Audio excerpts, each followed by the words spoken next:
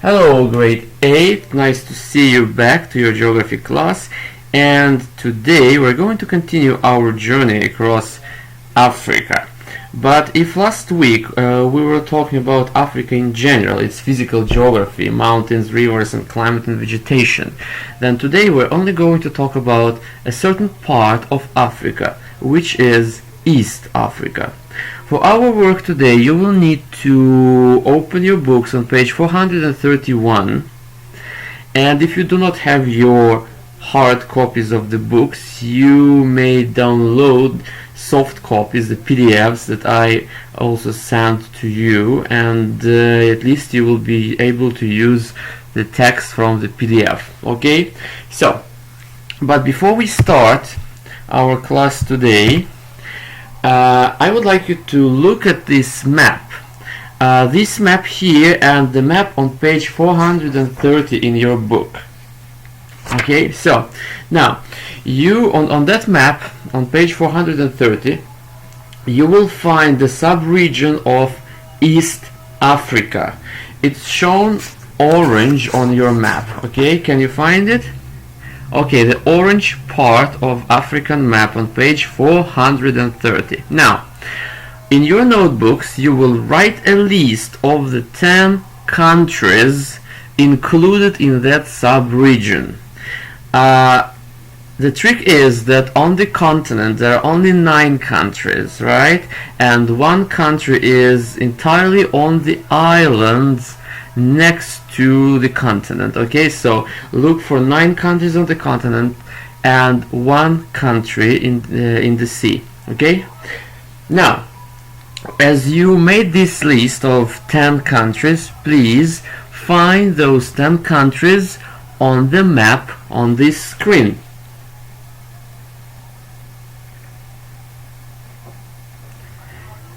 You see, it is not very difficult because you have the names of countries on the map in the book. You have the names of countries on this white map. It is not blank, it is still white. Okay, now you're able to identify those 10 countries that we usually consider to be East Africa. Okay, now let's make it a bit harder. Here is the same map, but without names of countries. Okay, now try to find those 10 countries on this map as well. Okay, and also tell me what noticeable landforms you can see in East Africa. Remember last week's lesson about landforms and mountains and rivers, lakes and stuff. Okay, and now you find out as many noticeable landforms as you can on this map. Okay, 10 countries. And now let's check if you are correct with your 10 countries on this map. Up, up.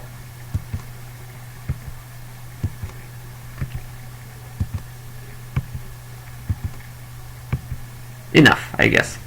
So, off we go. Important thing for you to know about this part of Africa is that usually scientists and scholars call this region the cradle of humanity, or the cradle of mankind. Okay, and this is Olduvai Gorge in northern Tanzania. Right now you will open your books on page 431 and you will read a paragraph, okay, a human perspective, okay, on this page, to learn why this place in East Africa is so important for you, for me, and for all people on the planet. So just press pause and you have like 2 or 3 minutes to read the paragraph. And when you're done, we'll continue.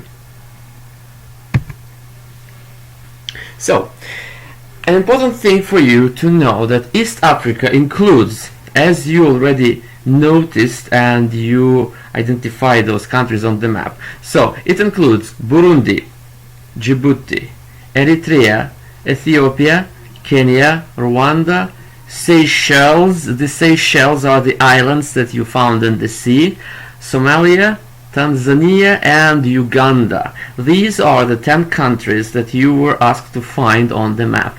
And another important thing for you to know is that scientists believe that the world's first humans lived there, in this area.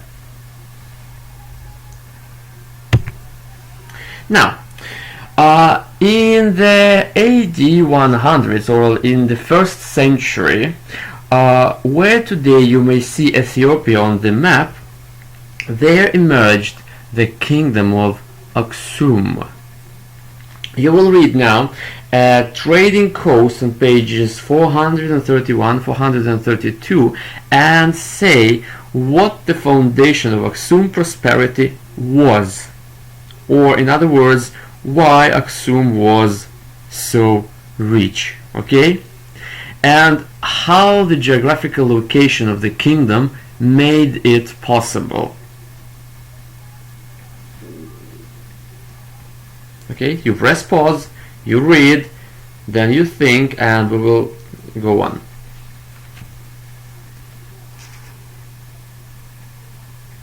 So, I guess you're done reading. Now, what was the base, what was the foundation of Aksum's prosperity? Yes, it was trade.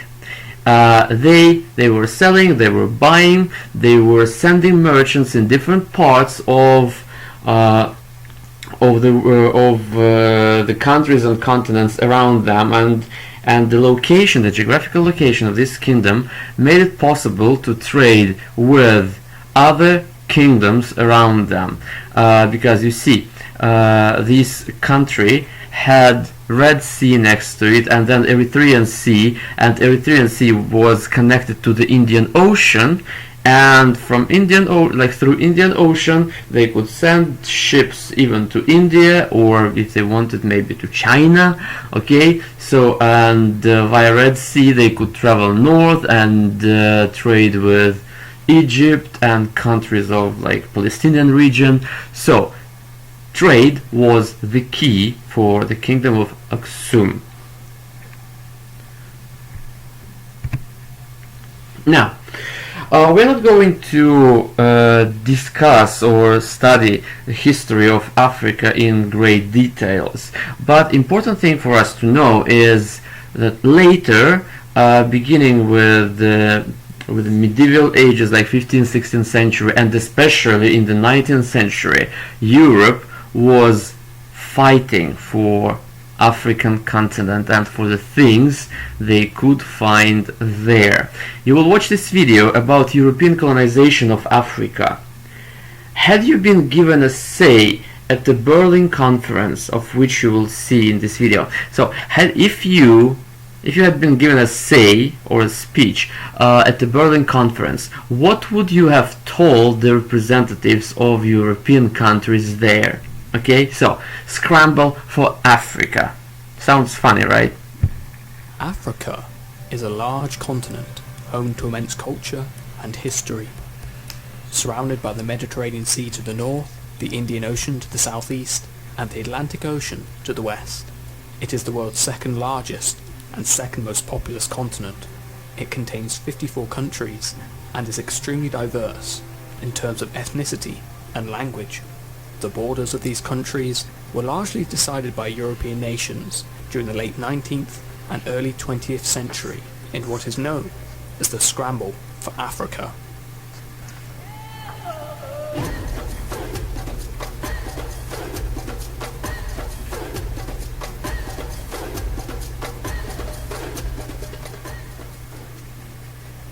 The Sahara is a defining feature of Africa, the largest desert in the world. The Sahara's sheer size and magnitude acted as a major obstacle for communication, trade, and exchange of ideas. However, there is evidence of Roman expeditions and explorations who were able to move across the desert and into the interior of Africa, with the aim to secure sources of gold, salt, and spices. For centuries, Arabs also maintained trade relations with the vast empires of West Africa, such as the Ghana and Mali Empire, establishing trade routes that secured gold, ivory, and slaves. The Portuguese began expeditions down the west coast of Africa in the 15th century, and history tells us of the profound effect that followed. During the 1480s, the explorer Diogo Coe was the first to establish contact with the Congo Kingdom, situated south of the Congo River. The Congo Kingdom was eager to make use of Portuguese teachers and craftsmen, and the Congo kings allowed Catholic missionaries to work among their people.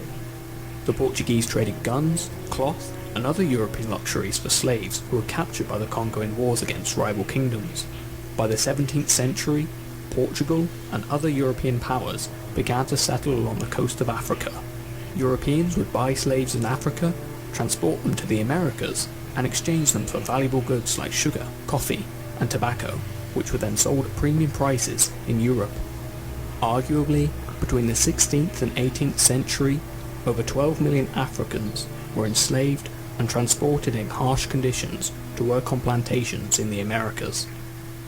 In the south of Africa, the first European settlement was established by the Dutch East India Company, where merchants used the location as a waypoint for ongoing voyages to the Dutch East Indies. They came into contact with the Khoikhoi, a nomadic indigenous population of southwestern Africa, comprising of hundreds of clans. Over time, this settlement, known as the Cape of Good Hope, grew in size, resulting in the Khoikhoi losing land and cattle to the Dutch, who adopted the name Boer, meaning farmer. Due to a shortage of labour, the Dutch imported slaves from Mozambique, Madagascar, and many Indonesian islands. The Cape of Good Hope came under the control of the British during the Napoleonic Wars. The abolition of slavery ended slavery in the Cape in 1834. In 1835, the Boers embarked on the Great Trek, as the abolition of the slave trade resulted in financial catastrophe. As a result, Dutch citizens known as Voortrekkers moved further inland into Africa. They formed the Free Orange State and Transvaal, which was recognised by the British. In the north, France launched a war of conquest against Algeria in 1830, which would last until 1847. Meanwhile, in the United States, there was a movement to settle freeborn blacks and freed slaves and transport them to Africa. Most whites, and later a small minority of blacks, believed that blacks would be better off in Africa. The American Colonization Society began transporting them to the closest point of Africa to establish a colony in 1822. By 1847, the settlers issued a Declaration of Independence and established the Independent Republic of Liberia. The construction of the Suez Canal in 1869 verified its importance as a route for trade with India and China. And in 1882, Egypt was occupied by British forces during the Anglo-Egyptian War, subsequently revealing the potential riches that Africa offered. There were several European explorers who explored the continent. Perhaps one of the most famous was David Livingstone, a Scottish missionary who attempted to convert the natives he encountered to Christianity and strove to find the source of the Nile. Henry Moult Stanley was famous for his exploration of Central Africa. He worked for King Leopold II of Belgium and helped map out the Congo region. So why were there no major explorations into the interior of Africa before this? Well, there were limited seaworthy rivers, tropical diseases, hostile natives, and weapons were not as advanced as they were in the 19th century. During the 19th century, most European powers experienced a dramatic growth of productivity triggered by industrialization. European countries overproduced goods and were consequently searching for new markets. Interest turned towards the acquisition of land in order to grow agricultural products for European markets. Europeans moved into the interior of Africa to extract raw materials such as rubber, palm oil, gold, copper, and diamonds. These natural resources made Africa a vital resource for the European economy. Between 1884 and 1885, the Berlin Conference was called by German Chancellor Otto von Bismarck. 14 representatives of 14 European countries attended the conference, including Britain, Belgium, France, Portugal, and Italy. Notably, no African representatives were invited. The aim was to discuss how European countries would claim colonial land in Africa and avoid war between them. Each country affirmed that they would bring civilization in the form of Christianity and trade to each region they occupied. Although most of these African colonies were controlled by nations, the Berlin Conference allowed King Leopold II of Belgium to become the sole ruler of a vast area that is today the Democratic Republic of the Congo. The intent was to make it an area of free trade for all Europeans in Africa. However, in practice, Leopold kept out most European traders and granted concessions to various corporations to exploit the region's resources. In 1908, it was revealed that under King Leopold's instructions, native people of the Congo were forced to farm wild rubber as a form of tax payment to the colonial government. Those unable to carry out these instructions had their hand or foot severed. Once news of these atrocities became known, King Leopold was stripped of his colony, and the vast Congo region was ruled by the Belgian government. Understandably, Europe held the technological advantage. Bands of just a few hundred men, and barely a handful of machine guns, proceeded to overwhelm and obliterate thousands of Africans. The machine gun was a revolutionary gun that could fire rapid shots at an unparalleled speed. The effectiveness of the weapon was obvious in Sudan, where a British force, armed with roughly 20 machine guns and a small number of gunboats, overpowered Sudanese forces and effectively opened the door for colonization. But the Europeans, in their quest to carve up the continent, would encounter resistance. By the early 1880s, Abyssinia, or modern-day Ethiopia, was in danger of invasion from the British, French, and Italians. Abyssinia's emperor made a decision to exploit European rivalries. After minor concessions to France in return for weapons, Italy grew nervous of the growing French interest in the country and offered the emperor Italian weapons. Throughout the 1880s, Abyssinia grew stronger and stronger, securing more modern weapons from the British and Russians. In 1889, Italy claimed Abyssinia as an Italian protectorate. The emperor rejected this. Italy, craving the glory of victory, ordered its troops into battle in 1894. Outnumbered, the Italians were defeated, and in 1896, Abyssinia remained independent. The British encountered resistance in South Africa against the Boers.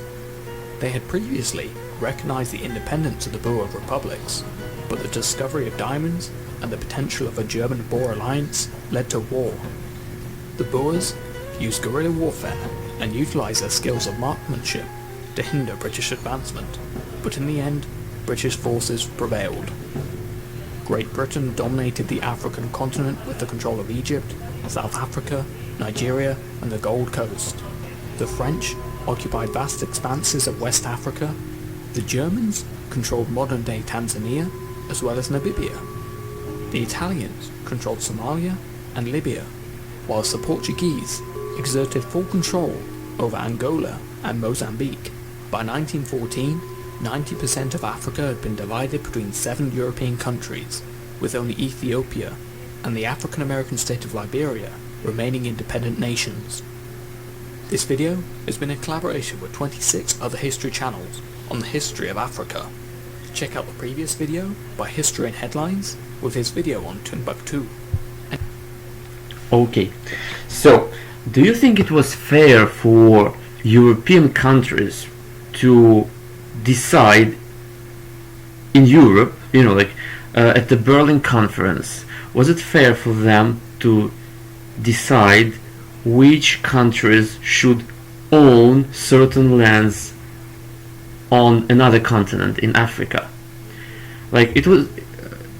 Isn't it a bit strange that mostly 7 countries decided that, okay, I will take Central Africa, okay, I will take South Africa, I will take West and North Africa, but who gave them the right to decide this? Okay, had you been given a say at the Berlin Conference, what would you have told the representatives of those European countries there?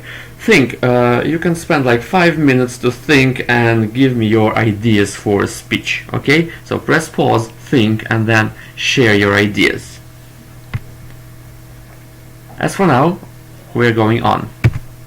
Now, important thing for you to know is that in the 19th century, Europe's nations decided to colonize and control different parts of Africa to obtain its natural resources for their industries.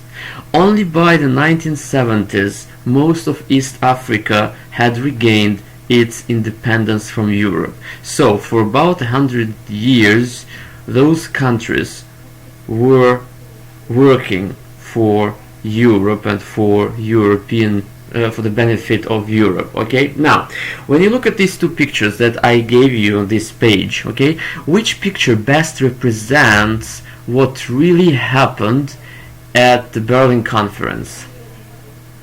Okay, so the photograph or this caricature, this cartoon.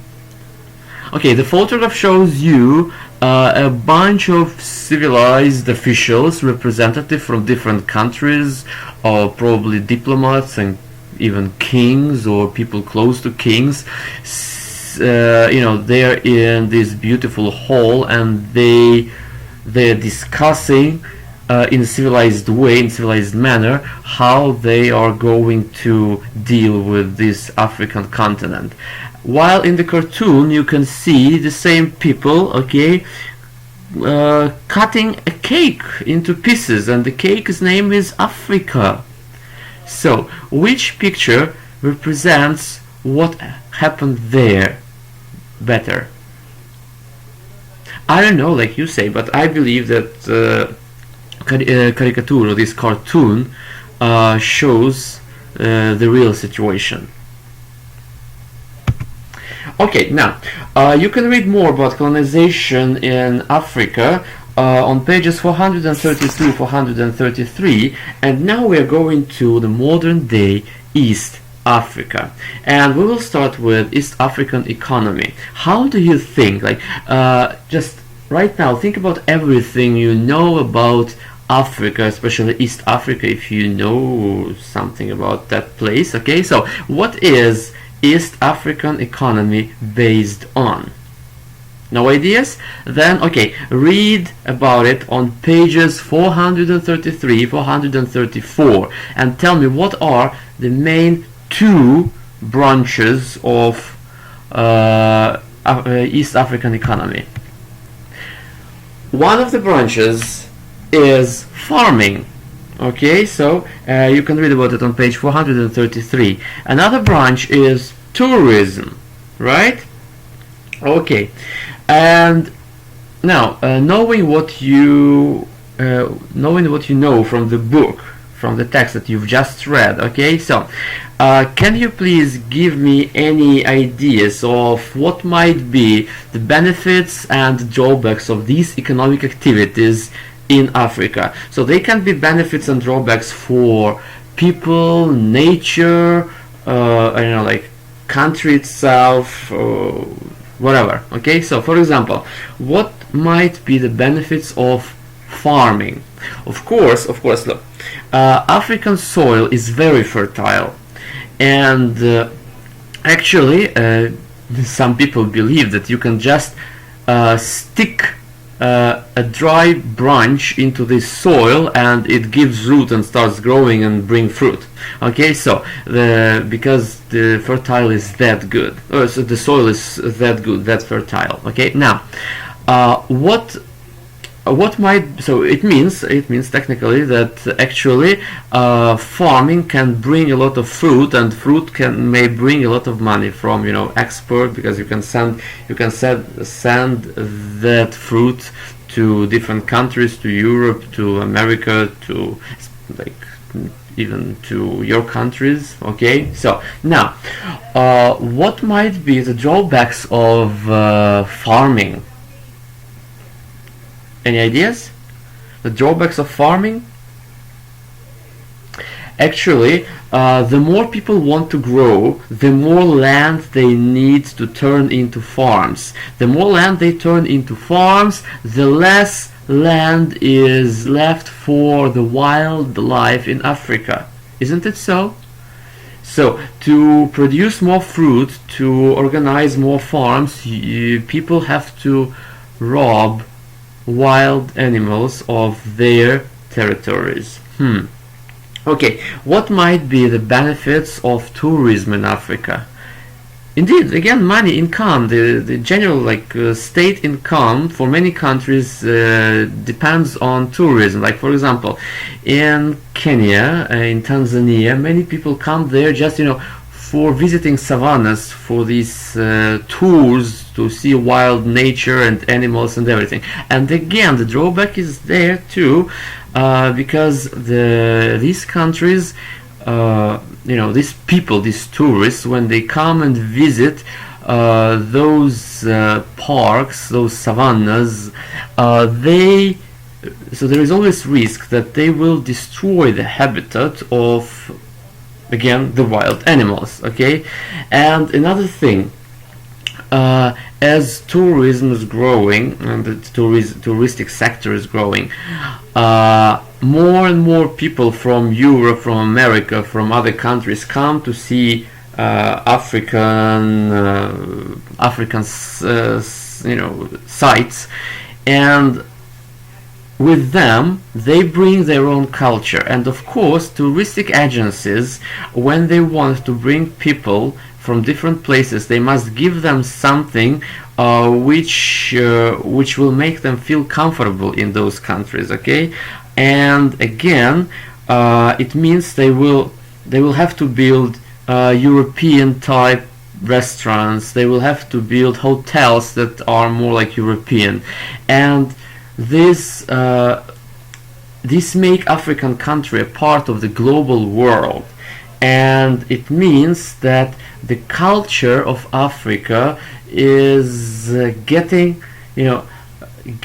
less and less powerful in that continent, because globalization brings a lot of European trends, American trends, and slowly those people there in Africa, they lose their traditions, they lose their cultures, and they become more and more like European people, like American people, like, okay, I can't say that they're like Russian people, but again, a lot of Arabian influence is there as well. Okay, so technically you go there, you want to see Africa and African culture, but you go there and you see a lot of European stuff and American stuff and even Arabian stuff. So technically, the tourism and globalization destroy local cultures, even though on the other hand, this globalization and the internet allow the countries to share their cultural values to a wider, bigger number of people. Okay, so now look, human-environment interaction, and at home, by the way, you're going to read the chapter about human-environment interaction in Africa. So, but now we're talking about East Africa. Watch this video and tell us how intensive farming has affected the wildlife in East Africa, and can this situation be redressed or corrected?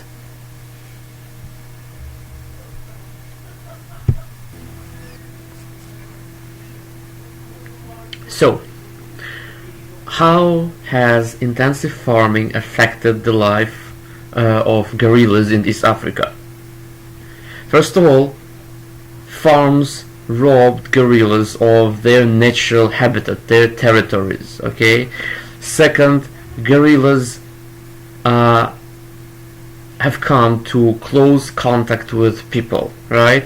And this close contact, first, it brought the attention of poachers. Poachers are people who hunt animals illegally, kill them, or just catch them and sell them as wild animals to other countries, like alive animals, to zoos or like entertainment parks or something. Okay, so these are poachers. And another thing, close contact with people. In this close contact with people, gorillas were affected by human diseases.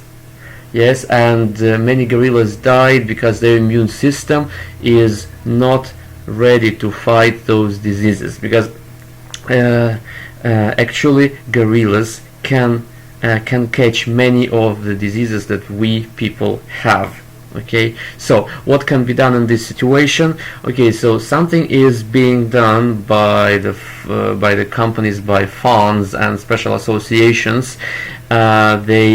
They raise money in different parts of the world and bring the money to Africa to build special small parks, and in those parks they keep those gorillas secluded from people. Okay, and it saves their population. So right now we have only 800 of those beautiful animals on the African continent and in the world. Now another problem. We'll watch this video and you will tell me how human activity has affected the life of the elephants in East Africa, and can this situation be mended or again redressed, corrected?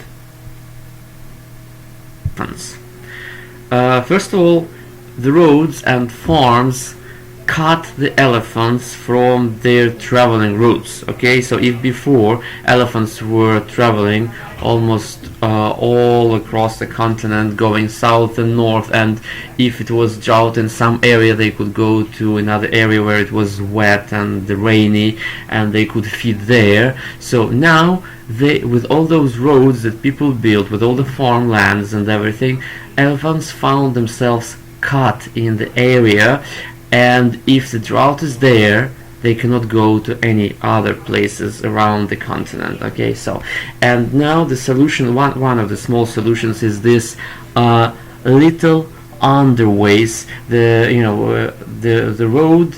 road for elephants under the car roads here. So elephants can use these ways at least to continue migrating from one place to another on the surface of the continent. Okay, so now we're going to discuss some cultural differences in Africa, and the most important cultures in East Africa for us will be the Maasai and the Kikuyu. Okay, you can read about these cultures on pages 434, 435, and please make sure you don't miss the box at the top of the page that says growing up in Kenya. Okay, and right now these are Maasai too. Okay, so what's so special about them? Look at their clothes. They look beautifully red and checkered, and colorful clothes. Okay, and also Kikuyu.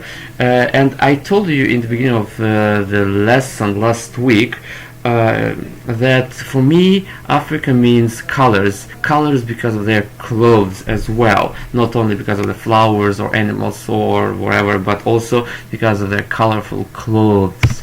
So okay, so these are the photographs I took in Africa when I was there. So these are Kikuyu people, and Mukangu is one of the villages 2,000 meters high in the mountains. Okay, and people live there, these Kikuyu people. Okay, now you can read more about them, as I said, on pages 434, 435. And now another human environment interaction question for you. Now you will watch this video. How have the Maasai people changed their tradition to prevent lions from extinction? And before you start watching, I need to tell you something about special tradition for Maasai people. Maasai people live in the savannas of Africa. They're very tall. They are normally like 180 centimeters, 200, 210 centimeters tall. Okay, and they can jump high and run very fast. And for those people living there in savannah, their cattle is their main source of food and, if possible, income. So because sometimes they may sell their cattle as well. Okay, so which means they must take care of their cattle a lot.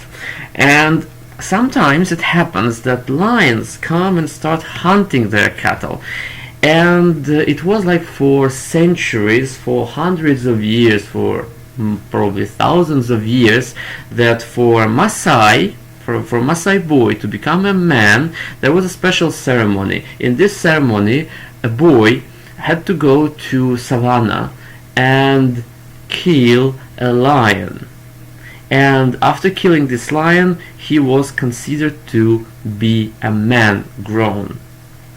And it was a tradition, and it was a must for every boy, or like sometimes when there were not enough lions, 2 or 3 boys going together hunting one lion. And this lion hunt was very, very important for them. Okay, but in the 20th century, with all the changes in nature, with all those tourists and poachers roaming across African surface, the number of lions decreased dramatically. And nowadays, it is not enough. The number of lions is not enough for all the Maasai boys to become men. Okay, so and now the Maasai people have changed their tradition. So now, how have the Maasai people changed their tradition to prevent lions from extinction? Of course, this great work did not go in vain. In 2011, Kenyan government officially forbade the traditional Maasai lion hunt, which means today lions are not killed by the boys who want to become men in the Maasai land. Okay, on the contrary, lions are protected by those boys, and to become a man nowadays in Africa for these Maasai people means that they need to find a lion they would like to protect. Now, we are done for the day, and here comes your homework. First of all, you may revise about East Africa on pages 431, 435, but if you don't want, you may skip pages about healthcare in modern Africa, because there will be special lesson in which we will talk about healthcare in Africa. So the last part of this chapter about healthcare is not a must. Also, from pages 424, 427, you will learn more about human-environment interaction in Africa. You will read these pages, okay? So, because as I said before, this human-environment interaction in Africa, this unit, this chapter, is your homework. And also important thing, make sure that you are able to find East Africa and the countries it includes on the following blank map. You remember the blank maps that we studied before in the beginning of the class? Okay, now you have another blank map here, and you need to find these countries on this map as well. If you fail to do so, if you cannot remember the countries and their names, please refer back to page 430 in your book. Thank you for your attention, and hope to see you next week. Bye!